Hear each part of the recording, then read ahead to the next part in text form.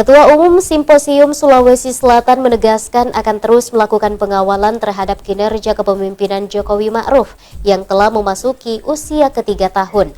Hal itu dilakukan dikarenakan pekerjaan terbesar dari kepemimpinan Jokowi Ma'ruf bukan lagi kebijakan jangka pendek bersifat reaktif terhadap kondisi tertentu, yakni inflasi dan konflik.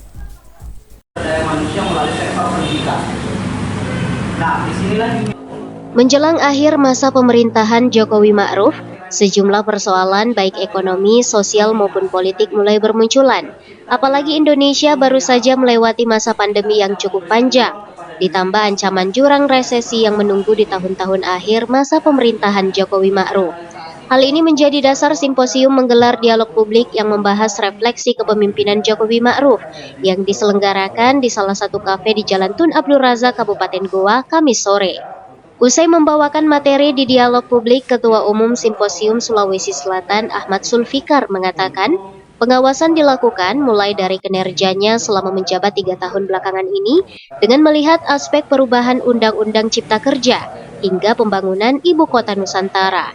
Kami menyikapi terkait rencana pemindahan ibu kota negara itu karena masih dalam masa pandemi. Artinya apa? Kami mendorong untuk jangan terlalu terburu-buru karena masih ada persoalan, ada sektor-sektor yang perlu untuk dirapikan kembali,